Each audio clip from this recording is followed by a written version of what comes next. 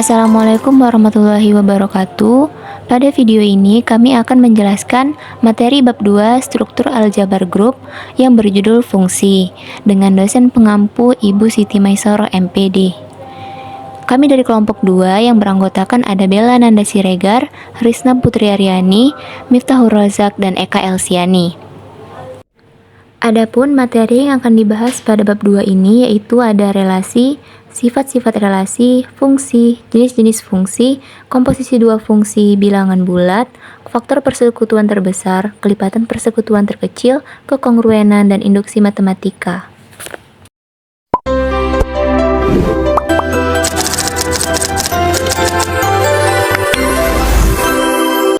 Materi yang pertama adalah relasi. Sebuah relasi pada dasarnya adalah sebuah himpunan dari pasangan terurut.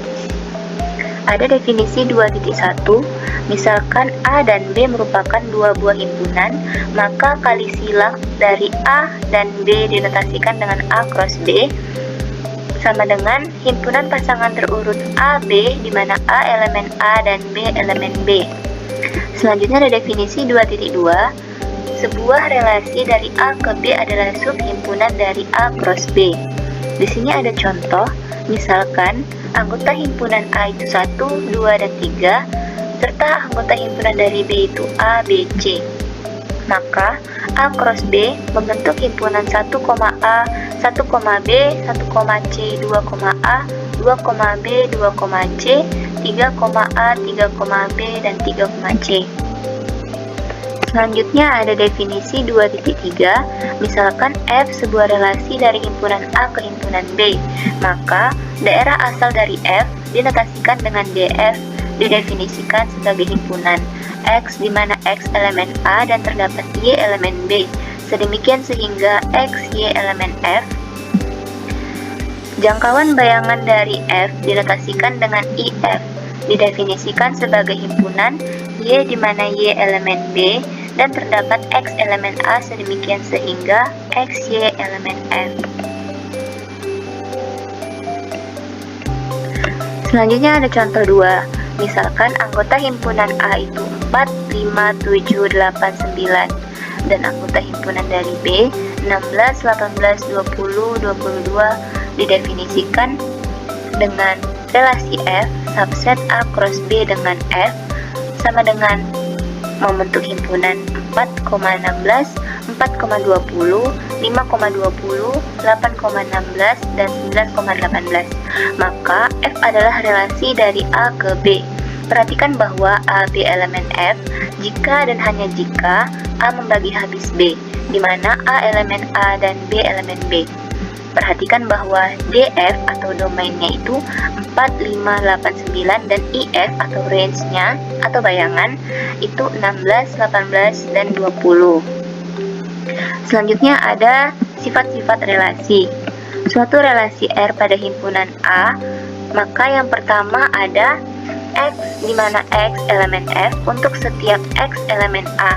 Dikatakan sifat refleksif jika setiap elemen dapat berelasi dengan dirinya sendiri. Yang kedua ada X, X elemen F, maka X, Y elemen F. Untuk setiap Y elemen A dikatakan sifat simetrik jika setiap pasangan dapat dibalik urutannya. Kemudian yang ketiga ada X, Y elemen F dan YZ elemen F, maka XZ elemen F untuk setiap X, Y, Z elemen A dikatakan sifat transitif jika hubungan berantai tetap berlaku. Yang keempat ada X, Y elemen F dan YX elemen F, maka X sama dengan Y untuk setiap X, Y elemen A dikatakan sifat anti-transitif jika dua elemen yang berelasi harus sama. Di sini ada definisi 2.4. Suatu relasi pada himpunan A dikatakan ekivalen jika memenuhi sifat-sifat refleksif, simetrik, dan transitif. Nah, kemudian diberikan contoh untuk anggota A 1, 2, 3 yang berelasi dengan dirinya sendiri, sehingga membentuk R sama dengan pasangan terurut 1,1, 1,2, 1,3, 2,1, 2,2, 2,3, 3,1, 3,2, dan 3,3. Selanjutnya, materi ketiga ada fungsi. Suatu fungsi atau pemetaan dari himpunan A ke himpunan B, masing-masing tidak kosong, adalah satu cara atau aturan yang dapat dipakai untuk mengaitkan setiap unsur di A dengan tepat satu unsur di B. Pemetaan beta dari B ke A secara matematik, definisi tersebut dapat ditulis dengan untuk setiap X elemen A, terdapat Y tunggal elemen dari B, sehingga Y sama dengan BX. Selanjutnya, jenis-jenis fungsi. 1. Fungsi injektif. Definisi 2.5. Suatu pemetaan fungsi beta dari himpunan A ke himpunan B dikatakan injektif atau satu-satu jika dan hanya jika untuk setiap X di A, beta dari A menuju beta dari X berupa himpunan tunggal. Dengan demikian, pernyataan yang ekuivalen dengan definisi di atas adalah A untuk setiap X dan Y yang merupakan anggota himpunan S dengan X tidak sama dengan Y, maka beta X tidak sama dengan beta Y, atau untuk setiap X dan Y yang merupakan anggota himpunan S dengan beta X sama dengan beta Y, maka X sama dengan Y. 2. Fungsi surjektif. Definisi 2.6. Suatu pemetaan fungsi beta dari himpunan A menuju himpunan B dikatakan surjektif jika dan hanya jika beta A sama dengan B. Dengan kata lain, daerah nilai sama dengan daerah kawan. Pernyataan berikut ini ekuivalen dengan definisi di samping. A. Untuk setiap B anggota himpunan B, terdapat A anggota himpunan A, sehingga beta dari A sama dengan B. B. Untuk setiap B di B, ada elemen di A yang dipetakan ke B. Contoh 7. Misalkan fungsi beta dari himpunan Z menuju himpunan Z. Tentukan apakah fx sama dengan x kuadrat tambah 1 dan fx sama dengan x kurang 1 merupakan fungsi subjektif. A. Fx sama dengan x kuadrat tambah 1 bukan merupakan fungsi surjektif karena tidak semua nilai bilangan bulat merupakan jelajah dari beta. B. Fx sama dengan x kurang 1 adalah fungsi surjektif untuk setiap bilangan bulat Y selalu ada nilai X yang memenuhi, yaitu Y sama dengan X kurang 1 akan dipenuhi untuk X sama dengan Y tambah 1. 3. Fungsi bijektif. Definisi 2.7. Suatu pemetaan fungsi beta dari himpunan A menuju himpunan B dikatakan bijektif jika dan hanya jika beta merupakan fungsi yang surjektif dan injektif. Komposisi dua fungsi. Definisi 2.8. Misalkan A, B, dan C adalah himpunan-himpunan tak kosong. Misalkan pula fungsi A dari himpunan A menuju himpunan B dan fungsi G dari himpunan B menuju himpunan C adalah dua buah fungsi. Komposisi dari F dan G dituliskan dengan G komposisi F adalah fungsi dari A ke C yang didefinisikan sebagai G komposisi F sama dengan himpunan pasangan XZ dengan X anggota A dan Z anggota C terdapat Y anggota B sedemikian sehingga Fx sama dengan Y dan GY sama dengan Z. Sekarang misalkan F dari A ke B dan G dari B ke C dan pasangan XZ anggota G komposisi F yaitu G komposisi F dari X sama dengan Z. Berdasarkan definisi komposisi fungsi, terdapat Y anggota B sedemikian sehingga Fx sama dengan Y dan GY sama dengan Z. Sekarang Z sama dengan GY sama dengan G dari Fx. Jadi G komposisi F dari X sama dengan G dari Fx. Misalkan F dari A ke B dan G dari B ke C dan pasangan XY anggota F komposisi G yaitu F komposisi G dari X sama dengan Z. Berdasarkan definisi komposisi fungsi, terdapat Y anggota B sedemikian sehingga Gx sama dengan Y dan Fy sama dengan Z. Sekarang Z sama dengan Fy sama dengan F dari Gx. Jadi F komposisi G dari X sama dengan F dari Gx. Contoh 10. Tentukan komposisi dari dua fungsi jika f dari a ke b dan g dari b ke c. Misalkan fx sama dengan 3x tambah 1 dan gx sama dengan x kurang 3. Penyelesaian.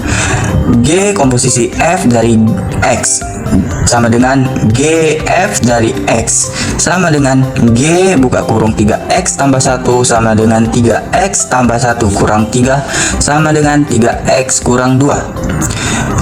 F komposisi G dari X sama dengan F dari Gx sama dengan F buka kurung X kurang 3 sama dengan 3 buka kurung X kurang 3 tambah 1 sama dengan 3X kurang 8.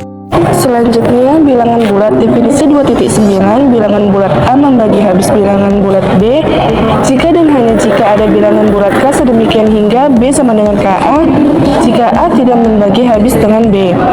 Contoh 11, 5 membagi habis dengan 45 karena ada bilangan bulat K sama dengan 9 sedemikian hingga 5 kali 9 sama dengan 45. 5 tidak membagi habis dengan 18 karena tidak ada bilangan bulat K sedemikian hingga 5 kali K sama dengan 18. Selanjutnya ada faktor persekutuan terbesar atau GCD. Definisi 2.10, A, B elemen bilangan bulat dan A tidak sama dengan 0 atau himpunan bilangan bulat tak 0. Bilangan bulat D disebut faktor persekutuan dari A dan B jika dan hanya jika D membagi habis dengan A dan D membagi habis dengan B. Contoh 12, faktor bulat positif dari 20, 1, 2, 4, 5, 10, 20. Faktor bulat positif dari 40, 1, 2, 4, 5, 8, 10, 20, 40. Faktor-faktor persekutuan atau pembagi bersama dari 20 dan 40 adalah 1, 2, 4, 5, 10, 20. Definisi 2.11, A, B elemen bilangan bulat atau himpunan bilangan bulat tak 0. Bilangan bulat B disebut faktor persekutuan terbesar atau GCD. Dari A dan B dinotasikan dengan GCD AB. Jika dan hanya jika memenuhi A, D membagi habis dengan A dan D membagi habis dengan B.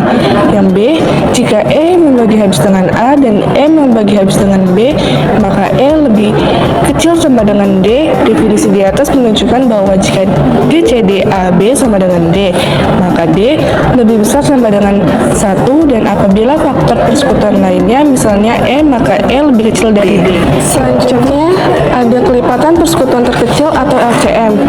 Definisi 2.12, kelipatan persekutuan terkecil AB elemen bilangan bulat atau himpunan bilangan bulat tak 0 adalah bilangan bulat positif terkecil K yang memenuhi yang pertama A membagi habis dengan K dan B membagi habis dengan K. Yang kedua, jika A membagi habis dengan M dan B membagi habis dengan M, maka K lebih kecil dari M. Jadi kelipatan persekutuan terkecil A dan B dinotasikan dengan LCM AB. Contoh 14, tentukan LCM dari 3 dan 5. Penyelesaiannya, kelipatan 3 adalah 3, 6, 9, 12, 15, 18, 21, 24, 27, 30, 33, 36, 39, 42, 45 sampai berikutnya. Dan kelipatan 5 adalah 5, 10, 15, 20, 25, 30, 35, 45 sampai berikutnya. Kelipatan persekutuan dari 3 dan 5 adalah 15, 30, 45 sampai berikutnya. Dapat dilihat bahwa 15 membagi habis dengan 30 dan 15 membagi habis dengan 45, maka kelipatan persekutuan terkecil dari 3 dan 5 atau LCM dari 3 dan 5 adalah 15. Selanjutnya, di materi 2.9 kekongruenan, definisi 2.13. A, B elemen Z, dan N elemen Z positif. A dan B dikatakan kongruen modulo N, dinotasikan dengan A kongruen B modulo N.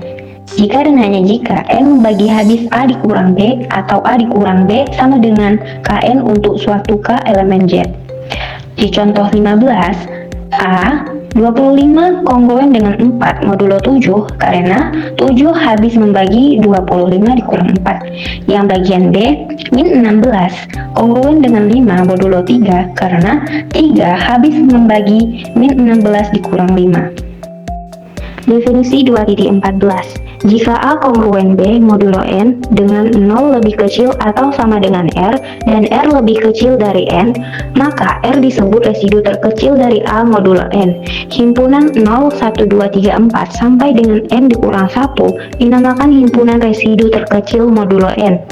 Contoh 16, residu terkecil dari 29 modulo 2 adalah 1 karena 29 dibagi 2 sisa 1. Residu terkecil dari 29 modulo 3 adalah 2 karena 29 dibagi 3 sisa 2. Residu terkecil dari min 37 modulo 7 adalah 5 karena min 37 dibagi 7 sisa 5.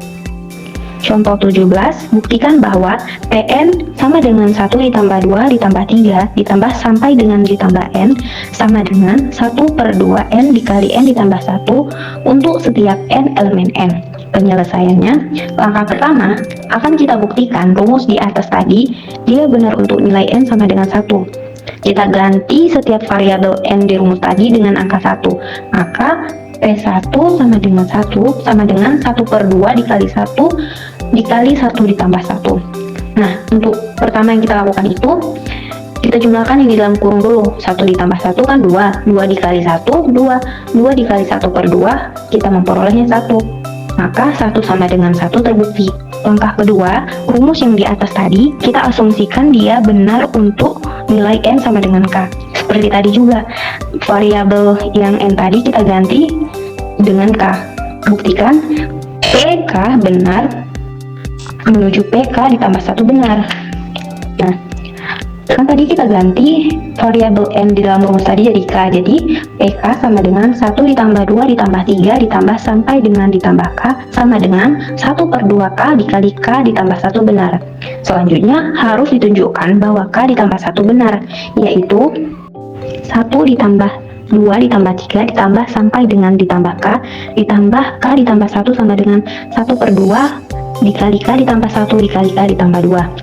Nah, hal ini ditunjukkan sebagai berikut, yaitu 1 ditambah 2 ditambah 3 ditambah sampai dengan ditambah K ditambah 1 sama dengan 1 ditambah 2 ditambah 3 ditambah sampai dengan K ditambah K ditambah 1 sama dengan 1/2 K dikali K ditambah 1 ditambah K ditambah 1.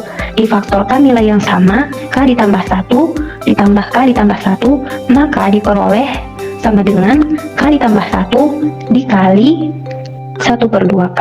Karena nilai K ditambah 1 sudah difaktorkan, maka nilainya 1. Jadi 1/2 K ditambah 1. Kita sederhanakan sama dengan 1/2 K ditambah 1 dikali K ditambah 2. Jadi 1 ditambah 2 ditambah 3 sampai dengan ditambah K ditambah K ditambah 1 sama dengan 1/2 dikali K ditambah 1 dikali K ditambah 2. Berarti P K ditambah 1 benar, PK benar menuju P K ditambah 1 benar terbukti. Di sini kami berikan 2 contoh soal sebagai latihan untuk teman-teman. Sekian penjelasan materi dari kami tentang fungsi, semoga teman-teman dapat memahaminya. Kami akhiri, wassalamualaikum warahmatullahi wabarakatuh.